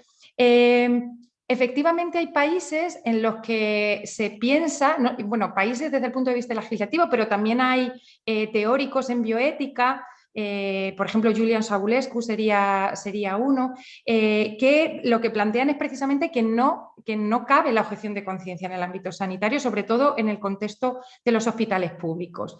Es decir, si vas a ser un ginecólogo y sabes que igual te toca practicar un aborto, no te hagas ginecólogo, hazte no sé, forense, si quieres, y ahí no vas a tener ese problema, ¿no?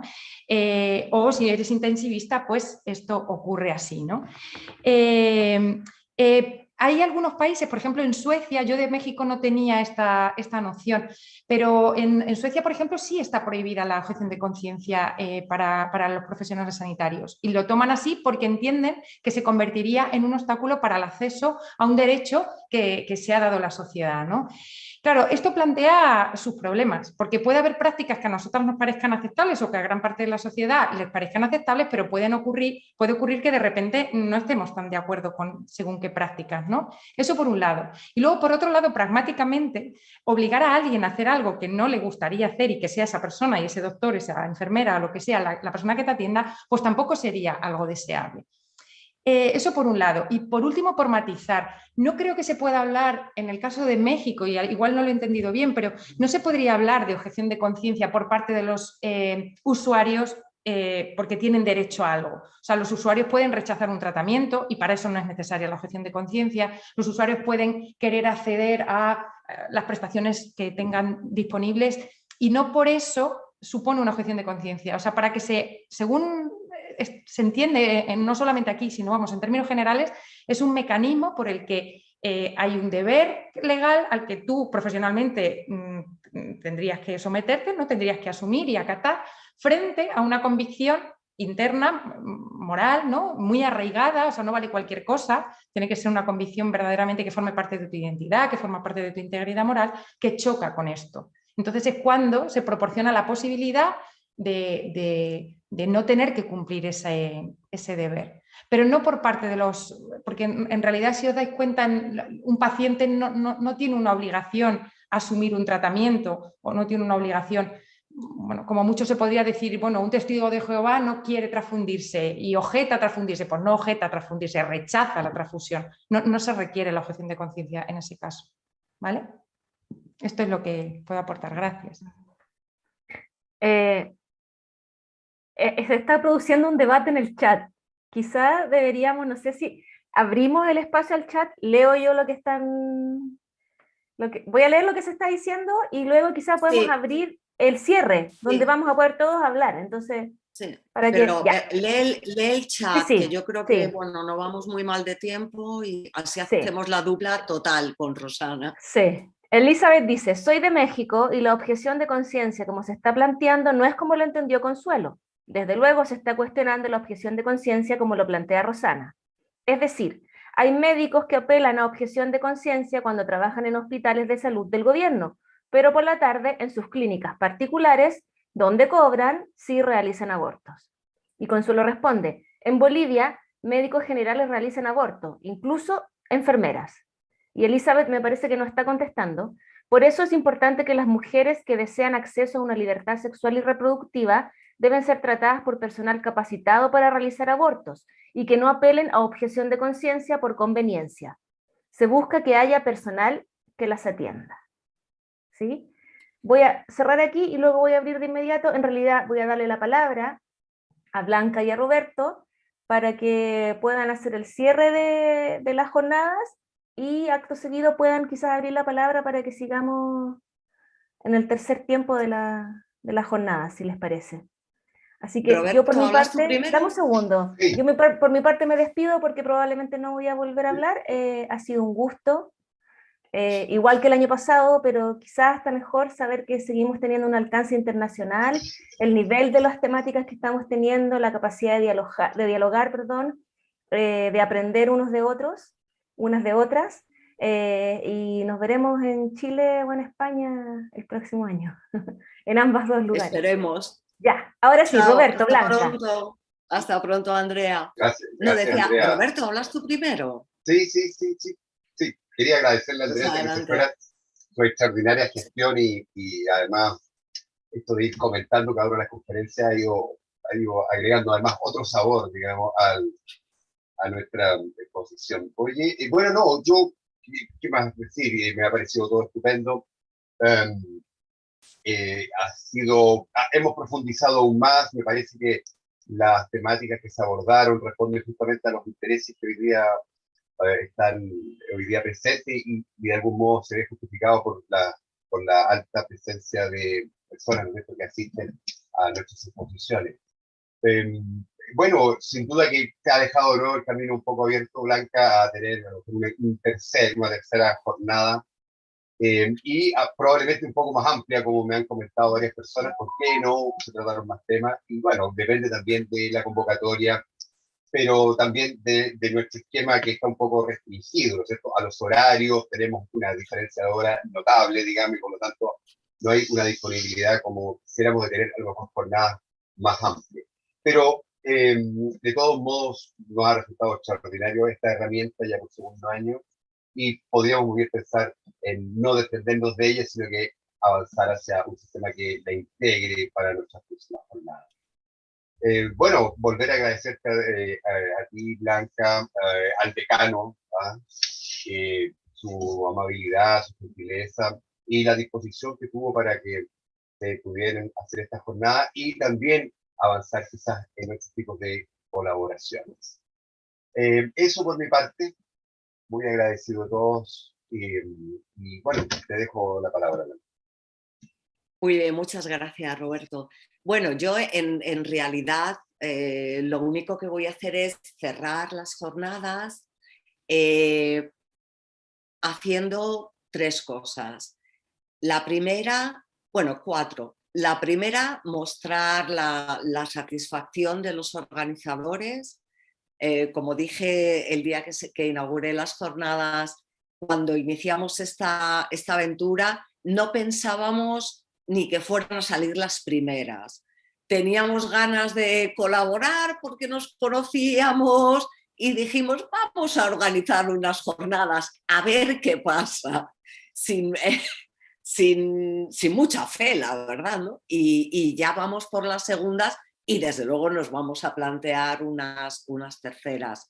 Estamos muy satisfechos, estuvimos muy satisfechos en las primeras jornadas y también en estas, porque realmente esto de las jornadas es como el $1.000.000, el contrario que el $1.000.000, que lo difícil es ganar el primer $1.000.000, luego ya vienen rodados. Aquí es al contrario. Organizar unas jornadas es fácil. El reto está en mantenerlas, en mantener el interés y en mantener la colaboración, y yo creo que lo hemos hecho. Hemos discutido de muchos temas de una manera bastante profunda, bastante fluida, pese a las enormes dificultades con que nos encontramos. Bueno, la enorme dificultad en singular, que es la que acaba de mencionar Roberto. Como solemos hacer esto por estas fechas, tenemos 6 horas de diferencia. Entonces, la ventana de tiempo que tenemos para encajar esto es muy corta. De hecho, el primer día era un poco más largo porque era la inauguración, viene el decano, la conferencia, y claro, el precio fue que los chilenos no desayunaron porque empezamos a las 8:30 chilenas y los españoles no comimos porque eran las 2:30 españolas. Es decir, tenemos siempre ese equilibrio de intentar hacer lo más posible en la corta ventana temporal que tenemos, pero estamos muy, muy satisfechos. Disculpadme un momento, Daniela, ¿estás por ahí? Sí, sí. Si puedes mirar el chat, por favor, para ver si entra algo que se debe comentar. Bueno, lo segundo que quiero hacer es darle las gracias a todos los ponentes a los cuales hemos asaltado sin vergüenza alguna, pidiéndoles que contribuyeran con sus conocimientos a estas jornadas, y debo decir que todos o prácticamente todos nos han dicho que sí, han sido muy generosos, han aceptado los horribles términos temporales que les hemos puesto, han aceptado que les impusiéramos un día, han sido unos auténticos ángeles, y todas sus contribuciones creo que han sido muy valiosas. En tercer lugar, quiero dar gracias a todos los que habéis asistido. Habéis sido también tremendamente generosos, habéis estado aquí, habéis contribuido a la discusión con vuestras preguntas y vuestras intervenciones, y yo creo que nos ha enriquecido a todos la discusión, de manera que también gracias a vosotros.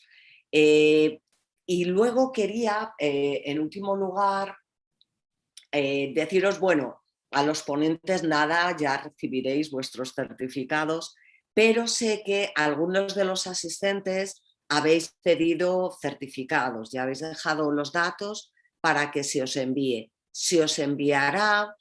Por favor, tened un poco de paciencia porque hay que elaborarlos de manera artesanal. Hay que ir poniendo cada nombre, Entonces, no tengáis duda de que lo recibiréis a no mucho tardar, pero no de manera inmediata. Y luego, la idea del comité organizador es hacer como el año pasado y enviaros a todos o lo que nosotros llamamos una encuesta de satisfacción, que es, en primer lugar, para ver hasta qué punto os han encajado en vuestros intereses estas jornadas, y sobre todo para que nos deis un poco de feedback y nos digáis qué temas os gustaría ver en las siguientes jornadas. De hecho, estas jornadas se han montado teniendo en consideración el feedback que nos disteis en las jornadas anteriores. De manera que os llegará una encuesta y nos haríais un inmensísimo favor si la contestarais, porque bueno, estas jornadas pretenden ser simplemente un espacio de diálogo entre dos países que están muy cercanos en muchas cosas, pero que están separados por 6 horas y un océano, y por tanto muchas veces no nos comunicamos todo lo que quisiéramos comunicarnos, y entonces queremos que este foro sea una permanente oportunidad, entre otras que ya iremos inventando, para ponernos en contacto, de manera que es muy importante para nosotros saber verdaderamente qué os interesa más. ¿De acuerdo? Y bueno, nada más, le cedo por último la palabra a Daniela por si en el chat hay algo que... Sí, están preguntando por las redes sociales, así que aquí con Andrea se las dimos, que bueno, si quieren seguir el Facebook de CDA es facebook.com/CDA, y el Instagram es cda.chile, y el de la Complutense es Filosofía. Pues mira, te lo voy a Facultad esperar, Filosofía UCM.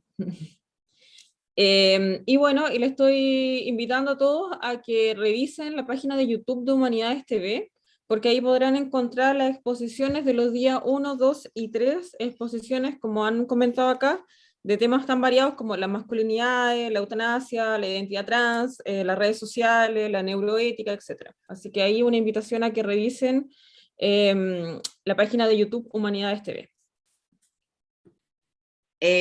Para los españoles, aparte de poder visualizar allí los vídeos de las jornadas, se colgarán también en el canal de YouTube de la Facultad de Filosofía. ¿De acuerdo? Allí estarán accesibles para todos. Y bueno, nada más, Andrea sugería que hiciéramos un momento de vídeos abiertos y cámaras abiertas por si queremos vernos las caras. Yo no sé si es muy caótico, pero bueno, no sé, Andrea, veo que sigues aquí. Sí, todavía no me he ido. Pienso yo que podría ser interesante, la verdad es que nos conocemos todos. No creo que nadie, si alguien tiene ganas de hacer algo reñido con la ética, no lo haga, solo muestre su rostro, salude. Sí. Y, para que nos bueno, veamos, pues porque así va a quedar registrado y va a ser... puede ser bonito, sí, pues sí, abramos las cámaras todos para vernos y despedirnos hasta la próxima. Quien quiera, antes de salir. Ahí está. Quien quiera, claro, por supuesto. Hola, hola. Se admiten objeciones. Hola a todos y todas, qué gusto. Sí, por aquí tenemos Valesca, Lorena, Carla, Alan. Carla, Matías. hola Carla. Qué gusto verte. Hola. Hola. Hola. Carla es chilena, pero la tenemos ahora contratada en la Complutense. ¿Qué tal, Carla? Me alegro de verte. Muy bien, saludos a todos y todas. Gracias por acompañarnos. Sí. Ahora sí. Muy bien, pues. Sí, vamos a cerrar la transmisión. Cortamos la conexión, si os parece bien. Chao, chao. Hasta el próximo año, nos vemos. Hasta el próximo año.